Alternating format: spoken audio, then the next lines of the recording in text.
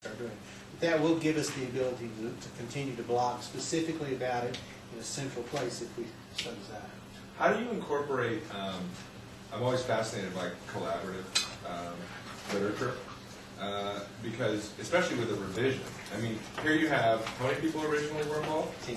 And now how many people are revising? Yeah, like how do you get all those voices to gel? And I know a lot of it's technical writing, but well, how do you... It's like just the other day, a question came up about Ajax. And so, you know, the four of us are sitting here emailing back and forth saying, well, I'm doing this with it, and I'm doing that with it, you know, this type of thing. So trying to get a hole in it, see, that's really something that wasn't in the past book. And so because we were following the outline, it didn't have it probably doesn't have the predominant space it should have.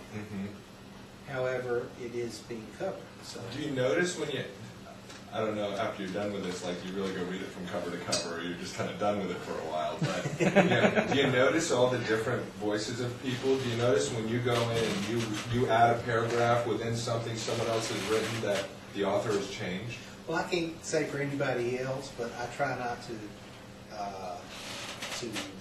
change the integrity of a paragraph or something, or change the writing style within something. Right. However, yeah, it's the style I was asking about. However, there are, for instance, I tend to be very lighthearted about a lot of things, and on my own things, I won't crack jokes as I'm writing. Okay. I could not do that in this book because the format was not, that was not the flow of the style of the writing. Got it. So, yes, we are constrained to a certain degree. However, once again, somebody that has totally torn out a chapter because everything has to be totally redone, they have a little bit more freedom. Flexibility, right. One of the online people wanted me to mention that two of the rock blocks that are getting written right now is one's on membership providers by Antonio Kugwari. I always get his last name wrong. And Quang Dang of Engage is writing DNN and web standards. And I actually edited that one. And that's basically about applying web standards like CSS and things to .NET skins. And John Henning just put out 3 blogs on the client APA that are great. Oh, yeah. Those are outstanding. Those are wonderful blogs. And I think some of the questions I was asking him was what triggered those, actually. But obviously it wasn't my briefs. It was my questions of trying to trigger those. However, he also has the templates that he's providing, and the new ones that will be coming out soon. Very worth your while to go look at them, even if it's just to figure out what's going on. Yeah, there's new things to learn, you know, with file. And, you know, I don't even know if the .NET folks even know in regards to whether it's going to be a big jump when it's finally released. I don't know what the downloads now on the RC2. How many of you are module programmers? Almost everybody. How many scheming? How many users? You are users? Okay.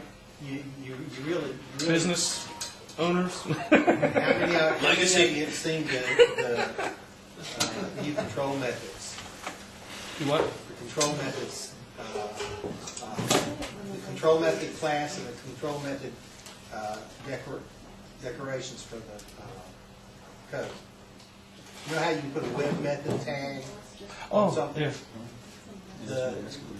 John has now got a control method. You've got to go look at that stuff. It's awesome. If you're writing code, if you're writing modules, you will be using it. Let me put it that way. It's that powerful. And it's that big of a change to it, really. Any spoilers? Does it have a happy ending? Yes, how does this book end? well, Who's in the last chapter? I don't know. I'm in the middle. The good part about it is that I think that when the question was asked about how fast it would be adopted, because of the community, I think that there will be a huge initial adoption, but existing sites, especially major sites, will hold off the implementation until it's had time to shake out, because it's like any other software. First release, when it hits millions of sites, hey, we found something new we didn't know was a problem. So I think you're going to have that, but then you're going to have thousands and thousands and thousands of people that, hey, why do I want to do a 4.9 when I got 5 to start off from? So I think it's going to be a mixed bag on how fast it's adopted. The skinning, I've heard that's changed. What's new about that? I'm not a skinner. I'm not either. But Did you read any of the, you had the mod? I heard the module chapters. I didn't read any of the skinning, but I've read Sean's blog on skinning. I've seen Nick Calioni's presentations on skinning. Yeah.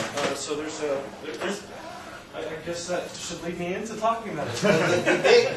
The big immediate difference you're going to see is the tokens that you're used to in HTML are really not there anymore. You can still use them, but you're actually, the syntax is now in the code rather than being an ASP button or converted something like that. It's now going to be an object. oh, that's good. So those are going to be much better, which is going to, I think, make control a lot better. When's the book coming out? Book is scheduled, I think it's March. They're trying to get it out sooner. We've had a little bit of we were running way ahead of schedule, and now we're running just a couple of weeks behind, from what I understand. But we're still significantly ahead of what they were afraid we would be. So I'm suspecting it will come out sometime first quarter. I'm hoping early first quarter, but it'll probably be mid first quarter. That's a guess. I was just going to ask you what you were going to say. Oh, it's starting to wind down, so I'm just over here prepared because I've got prizes. Oh, let me get out of the way. Nobody wants to Has anybody not signed in and not gotten their raffle ticket? I didn't sign in.